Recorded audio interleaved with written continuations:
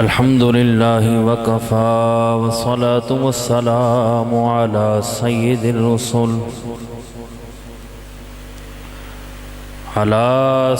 الرسل وخاتم الأنبياء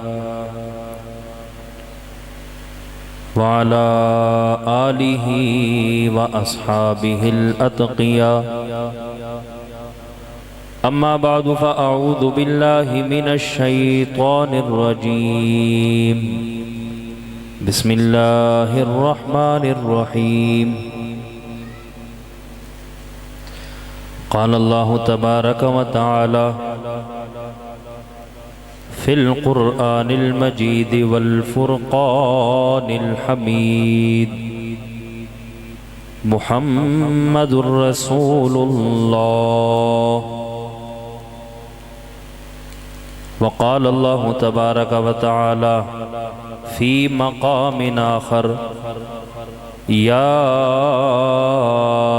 أيها النبي إنا أرسلناك شاهدا ومبشرا ونذيرا وداعيا إلى الله بإذنه وسراجا منيرا. صدق الله العظيم. قال النبي صلى الله عليه وسلم: إنما أنا بعثت معلما، أو كما قال عليه الصلاة والسلام. وصدق رسوله النبي الأمي الكريم، ونحن على ذلك لمن الشاهدين والشاكرين، والحمد لله رب العالمین. تمام احباب ذوق و شوق کے ساتھ بآواز بلند نماز والا درود پاک پڑھنے.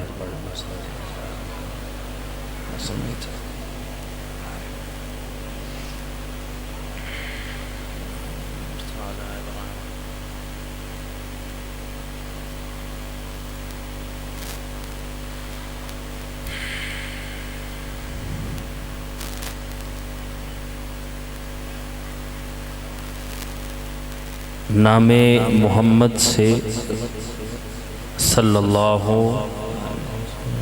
علیہ وسلم، نام محمد سے دلوں کو سرور ملتا ہے، نگاہ فکر کو تازہ شعور ملتا ہے.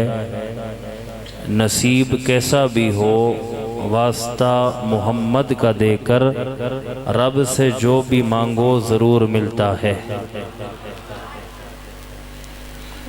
وَأَحْسَنُ مِنْكَ لَمْ تَرَ قَطُّ عَيْنِي وَأَجْمَلُ مِنْكَ لَمْ تَلِدِ النِّسَاءُ خُلِقْتَ مُبَرَّأً مِنْ كُلِّ عَيْبٍ كَأَنَّكَ قَدْ خُلِقْتَ كَمَا تَشَاءُ.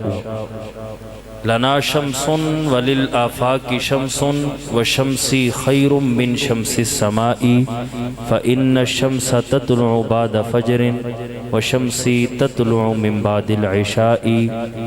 میرے انتہائی واجب الاحترام، قابل صد تعظیم و تکریم، انتہائی محبتوں کے امین، سٹیج پر جلوہ افروز علماء کرام، بزم حسان کی راولپنڈی کے صدر محترم برادر مکرم کلیم حسانی صاحب، راولپنڈی اور اسلام آباد کے امیر بزم حسان حضرت مولانا صاحبزادہ بلال یوسف صاحب، اور من جملہ اس مسجد کی انتظامیہ، اس پروگرام کو سجانے والے اور دور دراز سے سفر کر کے آنے والے تمام احباب، سلام عقیدت قبول فرمائیں. السلام علیکم ورحمۃ اللہ وبرکاتہ.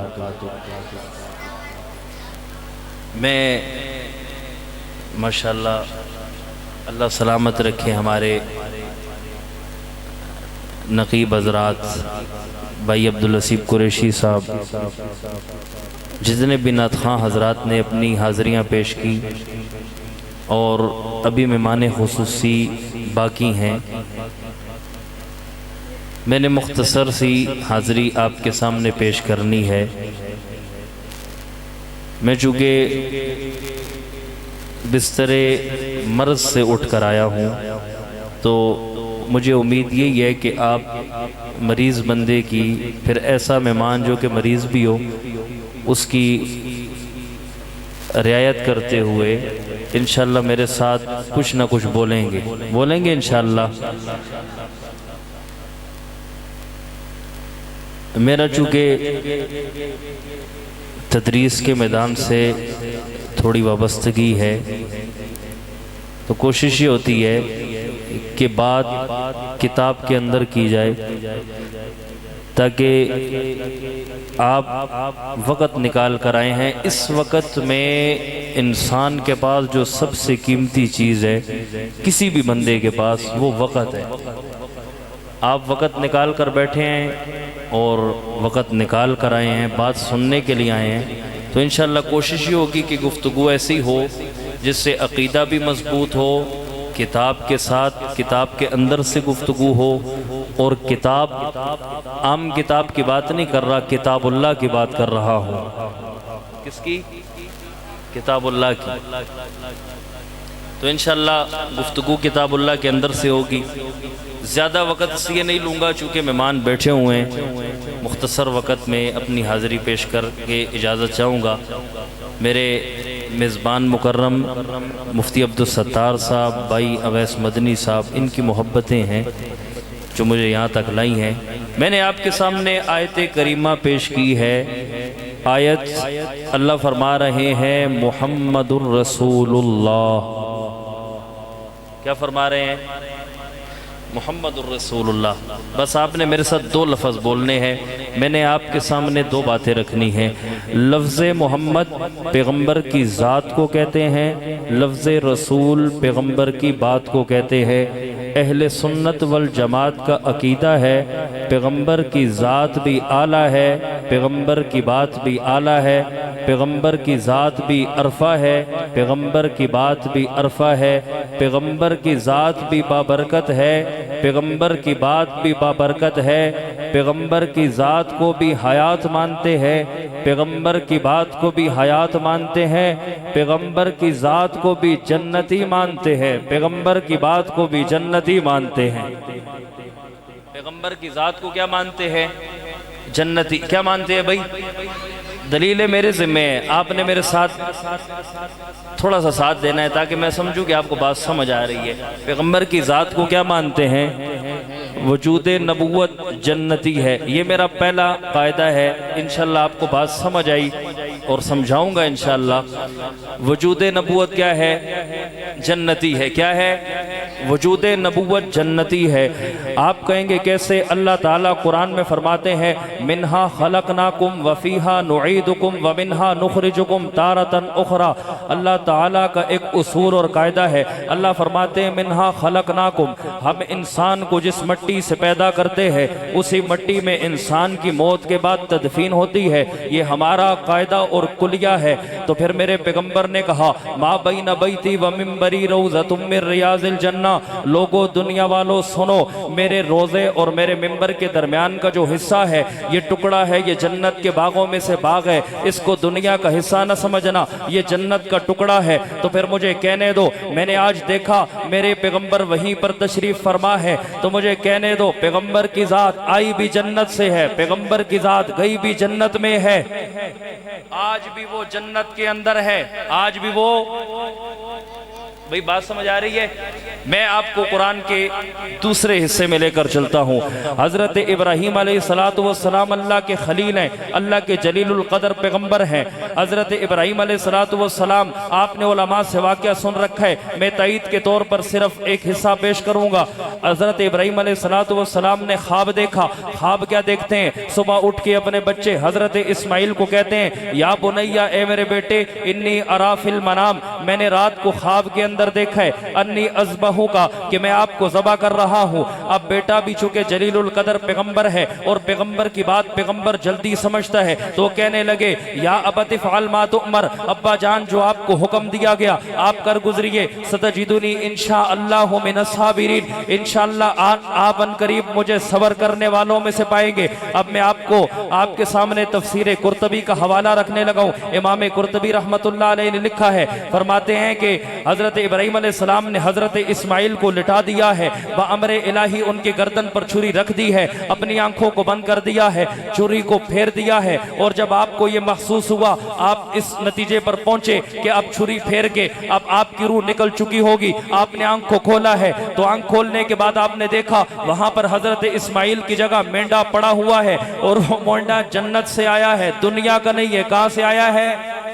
जन्नत से। अब आपसे कोई सवाल करे, अरे तुम तो सुन्नत इब्राहिमी अदा करते हो, मेंढा ज़बा करते हो, बकरियां ज़बा करते हो, वो बकरियां दुनिया वाली होती है, हजरत इब्राहिम ने तो मेंढा ज़बा किया, वो मेंढा जन्नत वाला था। आपने जवाब देना है, अरे मेंढा जन्नत वाला इसलिए था, वो मेंढा हजरत इस्माइल के मुकाबले में आया। हजरत इस्माइल का वजूद वजूद नबुव्वत है, और वजूद नबुव्वत जन्नत से आता है। कहां से आता है?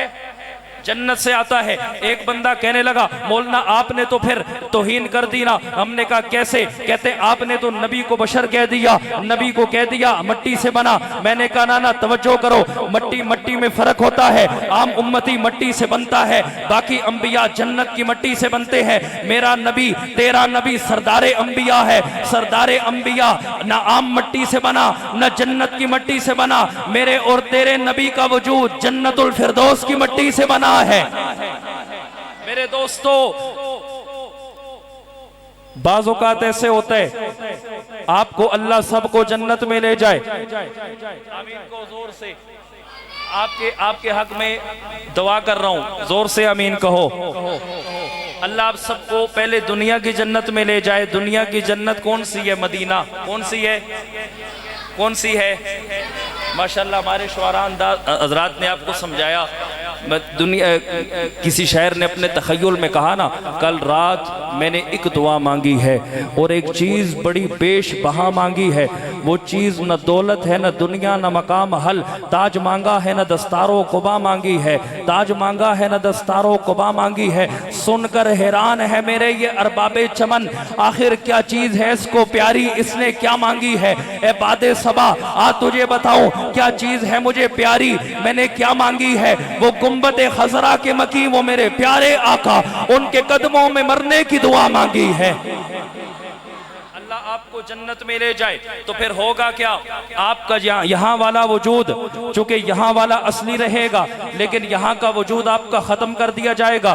जन्नत की नेमतें खाने के लिए अल्लाह ताला आपको जन्नत में अलग वजूद अता फरमाएंगे। अब याद रखना, मैंने पहला कज़िया आपके सामने रखा, मेरे पैगंबर का वजूद जन्नत से आया है, मेरे पैगंबर की जात जन्नत से आई है। अब होता यह है, एक बंदा एक इलाके का हो, दूसरे इलाके में चला जाए, उसके ऊपर कैफियत वहां की पड़ती है, उसके ऊपर असर वहां का पड़ता है, लेकिन असली वजूद बाकी रहता है। मसलन आपका यहाँ शरीफाबाद से कोई बंदा उठकर मदीने चला जाए, अल्लाह आप सबको मदीने ले जाए। जब मदीने आप जाएंगे तो वहां रोज़े अनवर की बरकत से मदीने के असरात आपके ऊपर पड़ेंगे, लेकिन आप वहां वापस यहाँ आएंगे, यहाँ का असल वजूद यहाँ का है, तो यहाँ का असर वापस रहेगा। इसी तरह मेरे पैगंबर की जात जन्नत वाली है, मेरे पैगंबर का वजूद जन्नत वाला है, लेकिन दुनिया में आए हैं, दुनिया में आए तो दुनिया के असरात पड़ते हैं, माहौल तब्दील होने से कैफियत पड़ती है। मैं आपके सामने हदीस से एक वाकया तईद के तौर पे अर्ज करता हूँ। हजरत सिद्दीक़ अकबर रजी अल्लाह तआला अन्हु बाजार के अंदर जा रहे हैं, रास्ते में मुलाकात हजरत हंज़ला रजी अल्लाह तआला अन्हु से होती है। हजरत हंज़ला से पूछते हैं रजी अल्लाह तआला अन्हु से, हंज़ला बताओ तुम्हारा क्या हाल है। हजरत हंज़ला ने कहा सिद्दीक़ अकबर को, कहा सिद्दीक़ अकबर मैं तो बड़ी अजीब कैफियत महसूस कर रहा हूँ, मुझे तो यूं لگتا ہے میں منافق ہو گیا۔ حضرت صدیق اکبر رضی اللہ تعالیٰ عنہ نے کہا نعوذ باللہ آپ کیسی بات کر رہے ہیں، آپ عظیم الشان صحابی ہیں، آپ کیسے منافق ہو سکتے ہیں؟ کہا میں اس لیے یہ کہہ رہا ہوں کہ میری کیفیت تبدیل ہو جاتی ہے، میں حضور کی مجلس میں ہوتا ہوں کیفیت الگ ہوتی ہے، گھر میں آتا ہوں کیفیت الگ ہوتی ہے، بازار میں جاتا ہوں کیفیت الگ ہوتی ہے۔ تو حضرت ابو بکر صدیق رضی اللہ تعالیٰ عنہ نے فرمایا اچھا یہ بات ہے تو پھر نافق ابا بکر، پھر تو ابو بکر بھی نعوذ باللہ منافق ہو گیا۔ کیوں؟ یہ کیفیت میری بھی ہے، دونوں کے اندر تنازع ہوا ہے، تنازع لے کر جناب والا بارگاہ رسالت میں چل پڑے ہیں۔ مسلم شریف کے اور مسلم ٹاؤن کے لوگوں میں آپ کو کہتا ہوں، آپ میں جب تنازع ہو جائے، آپ کو مسئلہ سمجھ نہ آ رہا ہو، پھر یاد رکھیے مسئلہ پوچھنے ان کے بعد جانا ہے جو مسئلہ حقیقت میں جانتے ہیں، پہچانتے ہیں۔ میرے